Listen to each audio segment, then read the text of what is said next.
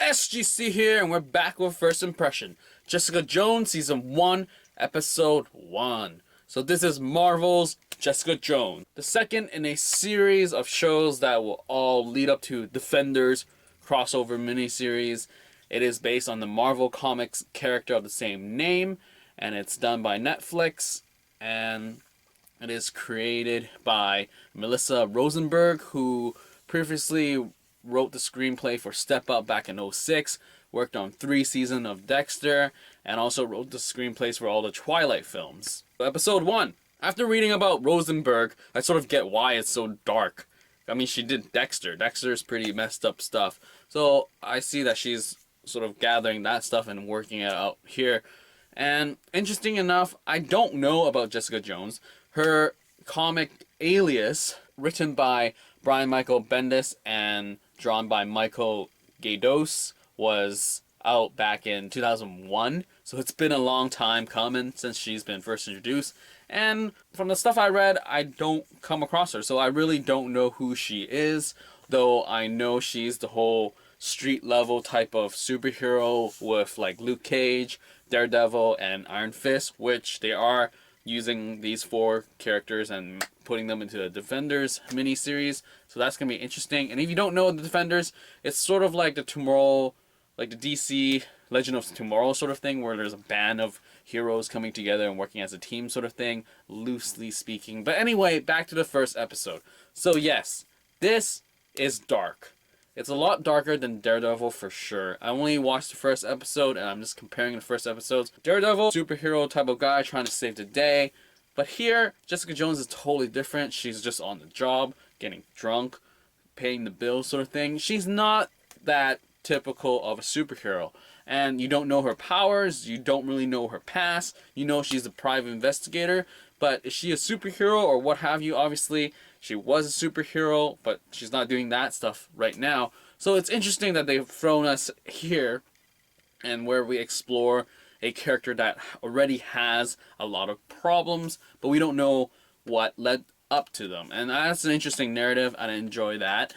Comparing it to Daredevil, you know he got his powers, and then he starts changing how he lived, and then he starts saving people's lives sort of thing. So it's a different build-up, and I really am curious to how it's going to go down. First season out, I'm going to finish this as soon as I can, because it's an interesting watch in terms of characters, and the premise is interesting. I mean, we have this big bad guy by the name of Kilgrave, and he's this mind control sort of type of guy, and it's like, whoa. He obviously left an impression on her because he pops up here and there, and it's like she clearly does not want him to be in her life again, but he is back, so what is she going to do? So I wonder if he's going to spend an entire season, or it's, like, I don't know the format, because, I mean, with Daredevil, like, half the season was about him sort of, like, figuring out how to set up his firm, and then the latter half was about him and Mr. Fisk sort of thing. So I wonder if Kilgrave will be an entire season thing, or will be a half-half sort of thing. Like, would it be back to a case per episode sort of thing? Who knows? I'm totally up for anything. In terms of characters, Krysten Ritter is interesting for this role. I mean, she's a badass in most of the stuff that I've seen her in. She was in Breaking Bad, and she was Chloe in the ABC comedy series Don't Trust a Bitch in Apartment 23. And she's been in and out of different films, so I don't really know the scope of her acting ability, but here, it's cool. She's that sort of reluctant hero sort of thing. She can do it, she has the heart, but she's not like super gung-ho, I'm gonna save the world sort of thing. And it fits the vibe that she sends out, and I appreciate that. And other people on this list, I don't really know. I mean, Carrie-Anne Moss from Matrix lore, Trinity, I mean, that's the only thing I've seen her in. David Tennant's from Doctor Who, so Doctor Who fans are probably going to come in and sit down for this one more than the other ones. But again, I'm not a Doctor Who fan, so I don't know his acting ability. But I mean, overall, the concept of his character Kilgrave is pretty interesting.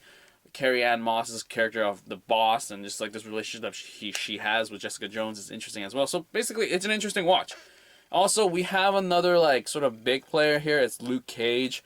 And it's, again, we don't know his abilities. I really like how the way that he got introduced is just like a dude, and then she sort of like succumbs to him like feelings and sexually stuff.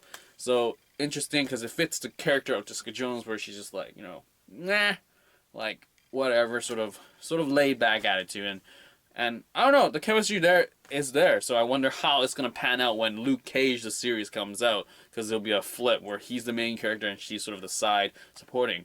So interesting stuff. I totally look forward to the rest of the season.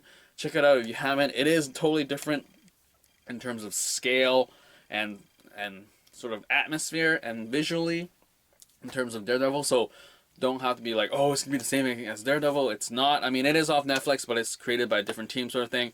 And it is a dark sort of series because it covers topics such as rape, assault, and PTSD. So that's gonna be interesting stuff to see how they will like deal with it in terms of like how do superheroes deal with this stuff.